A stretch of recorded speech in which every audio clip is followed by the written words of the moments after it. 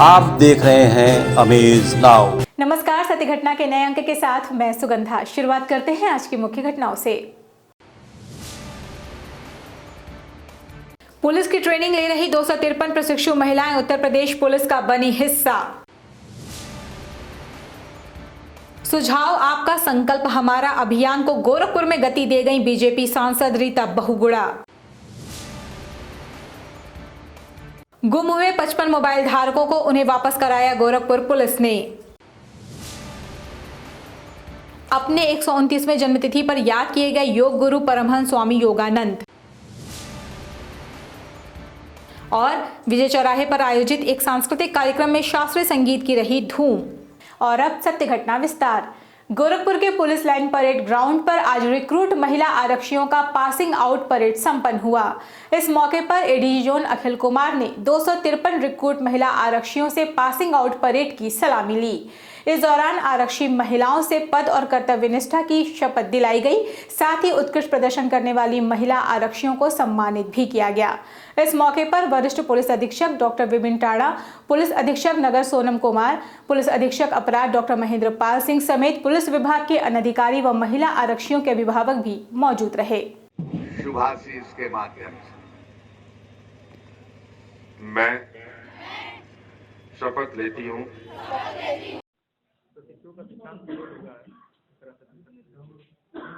आज police line Gorakhpur में 253 महिला रिक्रूटों ने दीक्षांत परेड की और आज से वो रेगुलर आरक्षी बन गई हैं यूपी पुलिस की।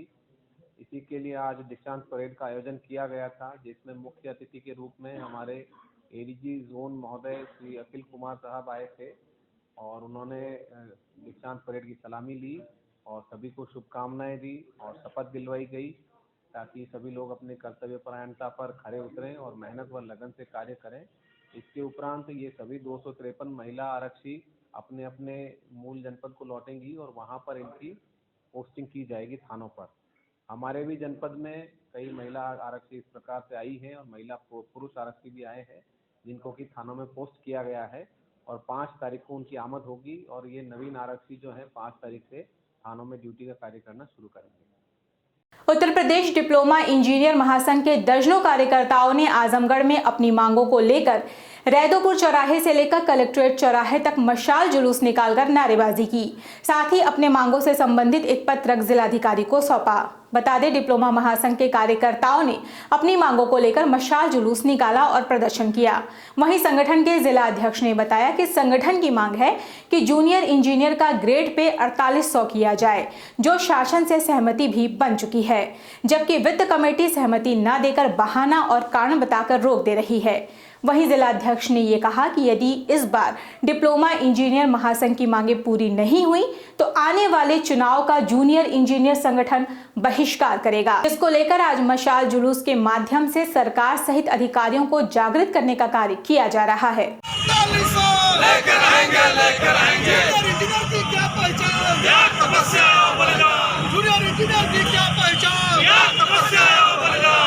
हम लोगों का मुख्य मांग जो है हमारा ग्रेड पे जो है 4800 किया जाए। हम लोग जो है शासन से कई बार हमारी मांगों पे सहमति बन चुकी है। वित्त कमेटी के पास जाता है तो वहाँ पे थोड़ा सा आंगा लगा करके रोक दिया जाता है और शासन से अभी हमारी पिछले महीने ही वार्ता हुई हमारे पदाधिकारियों से, तो उस पर सहमति लगभग बन गई थी, लेकिन चुनाव का समय का बहाना लेकर के कि हम लोग देखेंगे चुनाव बाद उस पर विचार किया जाएगा। इन सब मांगों को ध्यान देते हुए हम लोगों ने सरकार का ध्यान आकर्षण कार्यक्रम के तहत एक बार हम लोगों ने जनपद मुख्यालय पे भी कार्यक्रम किया, मंडल मुख्यालय पे कार्यक्रम किया, लखनऊ इको गार्डन में कार्यक्रम करते हुए सरकार का ध्यान आकर्षण कार्यक्रम करते हुए आज के सरकार की सोती हुई सरकार को जगाने के क्रम में आज हम लोग ये मशाल जुलूस निकाले हुए हैं, जिससे सरकार जो है हमारी मांगों को मानते हुए उसको पूरा करने की। गढ़वाड़ थाना क्षेत्र के रामपुर भोज गांव के समीप देर शाम हुए एक सड़क हादसे में एक युवक की मौत हो गई, जबकि एक अन्य युवक गंभीर रूप से घायल हो गया। बताया जाता है कि घटना स्थल पर एक पिकअप और बाइक की आमने सामने जोरदार टक्कर हो गई। वहां मौजूद ग्रामीण और पुलिस की मदद से घायलों को सामुदायिक स्वास्थ्य केंद्र रस्सर में भर्ती कराया गया। डॉक्टरों ने घायलों की स्थिति को देखते हुए जिला अस्पताल रेफर कर दिया। जिला अस्पताल ले जाते समय रास्ते में घायल एक 25 वर्षीय युवक की मौत हो गई, जबकि एक अन्य युवक की हालत गंभीर बनी हुई है। बताया जा रहा है कि पिकअप का ड्राइवर पिकअप छोड़कर फरार हो गया। मृत युवक पकड़ी थाना क्षेत्र के गौरनिया गांव का बताया जा रहा है।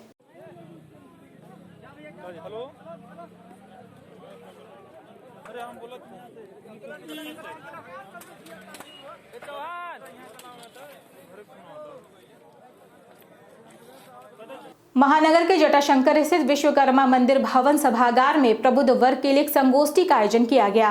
कार्यक्रम में मुख्य वक्ता के रूप में सांसद रीता बहुगुणा जोशी मौजूद रहीं। इस मौके पर उन्होंने संगोष्ठी में उपस्थित प्रबुद्ध जनों के साथ 2022 विधानसभा चुनाव को लेकर गहन चर्चा की। इस संदर्भ में सांसद रीता बहुगुणा जोशी ने कहा कि पहले लोग घोषणा पत्र तैयार करते थे, लेकिन बीजेपी प्रबुद्ध वर्ग की राय लेकर संकल्प पत्र बनाती है और उसकी घोषणा करती है। इसी को लेकर बीजेपी एक अभियान चला रही है, जिसका नाम सुझाव आपका संकल्प हमारा है। पूरे प्रदेश में भारतीय जनता पार्टी द्वारा अपने संकल्प पत्र को बनाने के लिए लोगों के सुझाव लिए जा रहे हैं और इस अभियान का नाम है सुझाव आपका संकल्प हमारा। 2017 में, 19 में, 22 में लगातार हमारे संकल्प पत्र लोगों के सुझावों के आधार पर संकलित किए जा रहे हैं, बनाए जा रहे हैं। पहले लोग घोषणाएं करते थे, हम संकल्प लेते हैं और इसमें आज मैं गोरखपुर में आई हूँ। यहाँ विभिन्न विधाओं के लोगों से हम लोगों ने संकलित किए उनके सुझाव। अब इन सब का प्रदेश व्यापी संकलन होगा और फिर उसके बाद उनको हम अपने घोषणा पत्र में, अपने संकल्प पत्र में हम उसको सम्मिलित करेंगे। गोरखपुर जनपद की पुलिस ने आज 55 लोगों के चेहरे पर खुशी लौटाने का काम किया। दरअसल आज गोरखपुर के एसओजी और सर्विलांस टीम ने उन 55 लोगों के मोबाइल वापस किए, जिनकी मोबाइल या तो गिर गए थे या चोरी हो गए थे। इस संदर्भ में एसएसपी विपिन टाड़ा ने बताया कि ऑनलाइन एप्लीकेशन और सूचना के आधार पर गुम मोबाइल को बरामद करने के लिए लगाई गई टीम को ये सफलता हाथ लगी। प्राप्त जानकारी के मुताबिक बरामद मोबाइल की कीमत लगभग 7 लाख रुपए आकी गई है। वहीं मोबाइल फोन वापस कर उनके मालिकों ने पुलिस की सराहना की।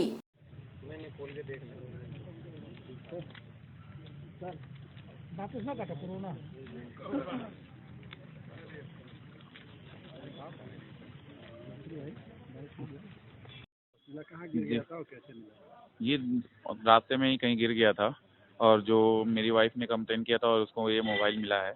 और अभी थैंक यू एसएसपी साहब को, आज पहली बार गोरखपुर में ऐसा हुआ है कि आपका गायब मोबाइल मिल गया। जी बिल्कुल, अप्रैल टाइम में गायब हुआ था।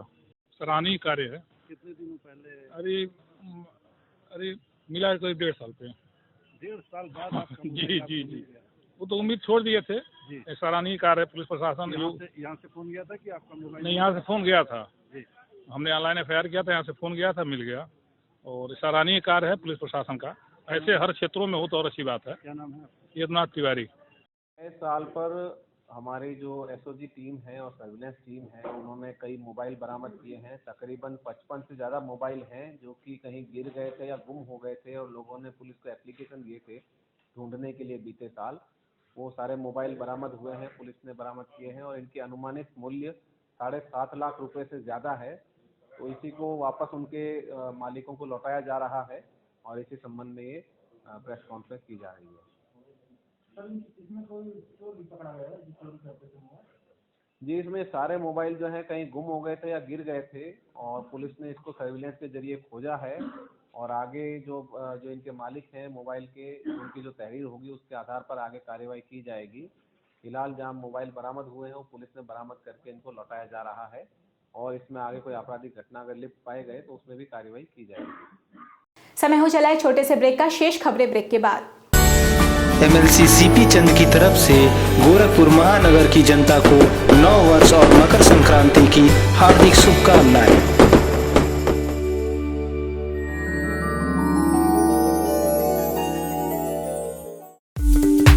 वेलकम टू जया शक्ति इंफ्राकॉन LLP। 5 अलग अलग साइट्स चल रहे हैं गोरखपुर और बस्ती जनपद में। हर प्रोजेक्ट पर पाएं कम दाम में प्लॉट या बनवाएं अपने सपनों का आशियाना। Ayush golf city, Sunauli road, Gorakhpur. Ayush residency, Karjaha, Gorakhpur. Ayush smart city, Sonbarsa, Gorakhpur. Ayush global city, Marapar Gorakhpur, Ayush green city Parsa Jafar Basti. हर प्लॉट की रजिस्ट्री पर मिलेगा सोने का एक सिक्का। नमस्कार, हम जया शक्ति इंफ्राकॉन से। हमारा प्रयास है कि हर आय वर्ग को आवास उपलब्ध कराया जाए। आयुष सिटी का सपना, सबके पास हो घर अपना। ब्रेक के बाद आपका स्वागत है। चलते हैं शेष खबरों की ओर। अखिल भारतीय विद्यार्थी परिषद गोरखपुर महानगर के कार्यकर्ताओं द्वारा विगत 19 दिसंबर को गोरखपुर एवं मध्य प्रदेश के जबलपुर में संपन्न हुए राष्ट्रीय अधिवेशन में घोषित हुए गोरक्ष प्रांत के समस्त नवनिर्वाचित पदाधिकारियों के लिए स्वागत समारोह का आयोजन किया गया। पंडित दीनदयाल उपाध्याय गोरखपुर विश्वविद्यालय के मुख्य द्वार पर आयोजित इस स्वागत समारोह के दौरान एबीवीपी के सदस्यों ने ढोल नगाड़े और फूल मालाओं के साथ नवनिर्वाचित पदाधिकारियों का स्वागत किया।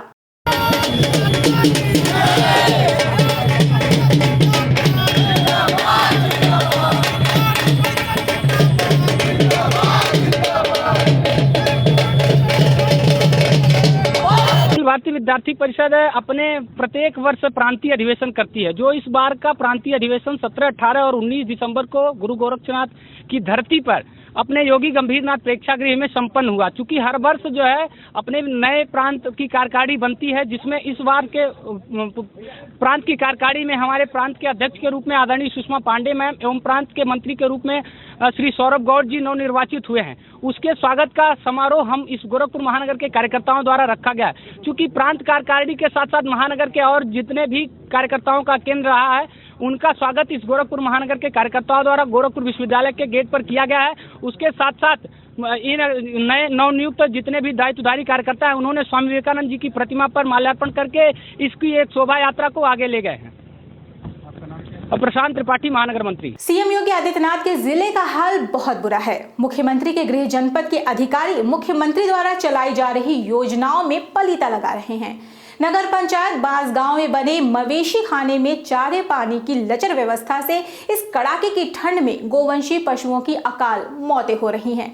मवेशियों के चारे के नाम पर सरकारी बजट की बंदरबाट हो रही है। जिम्मेदारों की खामोशी मामले को संदिग्ध बना रही है।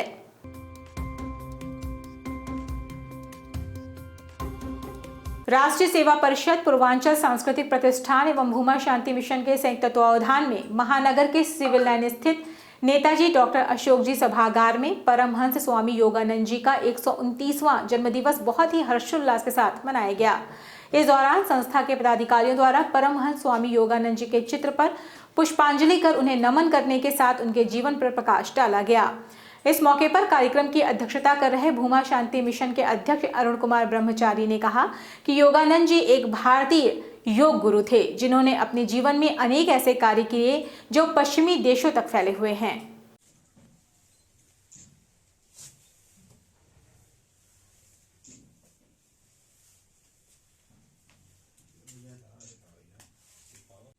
परमहंस योगानंद जी के 129वें जन्मदिन के अवसर पर हम सब यहाँ पर एकत्रित हुए हैं। परमहंस योगानंद जी 5 जनवरी 1893 को गोरखपुर के नखास चौक के पास एक मुस्लिम परिवार में इनका जन्म हुआ था।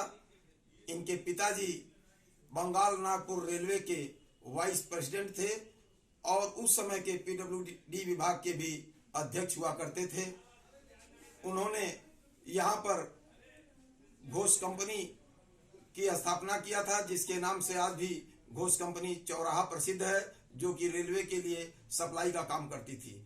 प्रदेश सरकार के निर्देश और आगामी विधानसभा चुनाव के मद्देनजर पुलिस विभाग द्वारा चलाए जा रहे प्रत्येक बुधवार पुलिस आपके द्वार कार्यक्रम के तहत विभाग के आलाधिकारी शहरी और ग्रामीण क्षेत्रों में जाकर जन समस्याओं को सुनने और उसके निस्तारण के साथ ही चुनावी गतिविधियों पर अपनी नजर बनाए हुए हैं। इसी क्रम में गोरखपुर जनपद के एसएसपी विपिन टाड़ा और अन्य अधिकारी जिले के अलग अलग क्षेत्रों में जाकर जन समस्याओं को सुन रहे हैं और उनके त्वरित निस्तारण के लिए क्रियाशील भी हैं। प्राप्त जानकारी के मुताबिक पुलिस चौपाल में ज्यादातर मामले जमीन और पुलिस से जुड़े आ रहे हैं।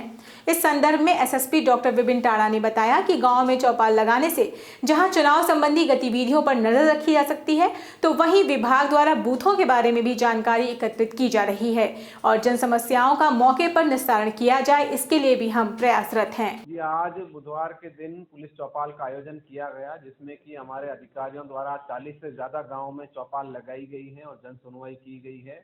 उसमें अपराध नियंत्रण, कानून व्यवस्था और चुनाव संबंधित जानकारियां भी एकत्रित की गई और कार्यवाही की गई है।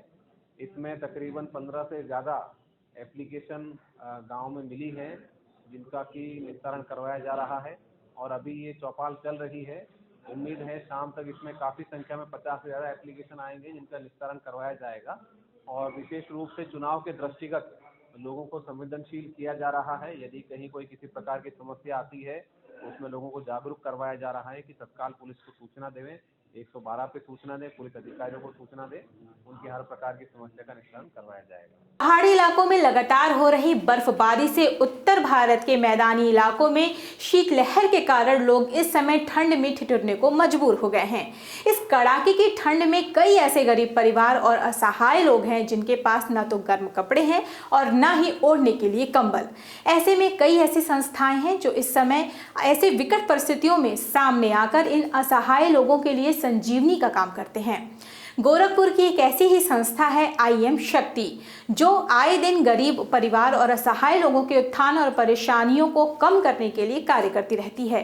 इस क्रम में आज इस संस्था के पदाधिकारियों ने महानगर के तारामंडल स्थित पंचमुखी हनुमान मंदिर परिसर पहुंचकर गरीबों और असहाय लोगों के बीच कंबल वितरण कर इस ठंड में उनकी ठिठुरन कम करने का काम किया है। यही कहना चाहती हूँ कि इस तरह का आयोजन हमारे संस्था की तरफ से हमेशा ही चला रहता है और इनसे सीख के और भी लोग इसमें अपना योगदान दें ताकि ज़्यादा से ज़्यादा सहयोग कर सकें और प्रोग्राम और भी ज़्यादा मतलब चले जाइए वो सबसे तरफ से, ताकि हम गरीब जितने भी गरीब जनता है जो ठंड से ठिठुरते हैं, जिनके पास सुविधा नहीं है, वो असुविधा के स्वीकार है, वो उनकी ज़्यादा से ज़्यादा मदद करें। हर वर्ष की भांति इस वर्ष भी स्वर सागर संस्थान द्वारा स्वर्गीय RP वर्मा की स्मृति में स्वरांजलि कार्यक्रम का आयोजन महानगर के विजय चौक स्थित एक निजी होटल में किया गया। इस कार्यक्रम में बतौर मुख्य अतिथि अपर जिलाधिकारी वित्त एवं राजस्व राजेश सिंह उपस्थित रहे। इस अवसर पर कार्यक्रम में आए शास्त्रीय संगीत के कलाकारों द्वारा मनमोहक प्रस्तुतियां दी गई, जिसे देखकर और सुनकर कार्यक्रम में आए लोग भाव विभोर होते रहे।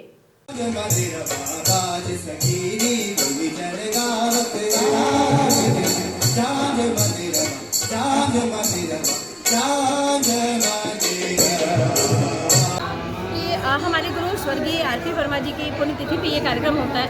हमारे गुरु RP वर्मा जी, स्वर्गीय RP वर्मा जी की पुण्यतिथि पे ये प्रोग्राम होता है और इसमें हम शास्त्रीय संगीत का जो है कार्यक्रम करते हैं और इसी मतलब शास्त्रीय संगीत को बढ़ावा देने के लिए स्वर सागर संस्था ने एक मुहिम चलाई है कि आप संगीत गाते तो हैं लेकिन कम से कम उसकी बेसिक चीज़ों को जानें और ये क्षय होता जा रहा है, इसका हमारे नौजवानों के अंदर क्षय होता जा रहा है। तो ये कार्यक्रम हर वर्ष हम लोग शास्त्रीय संगीत का करते हैं और इसको बढ़ावा देते हैं।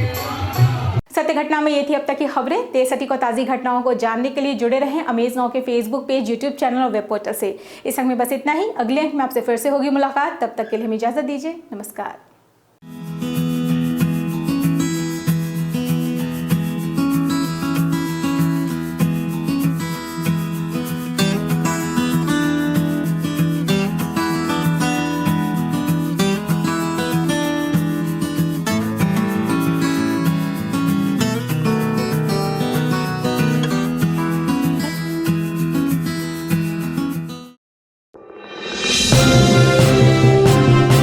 आप देख रहे हैं अमेज नाउ।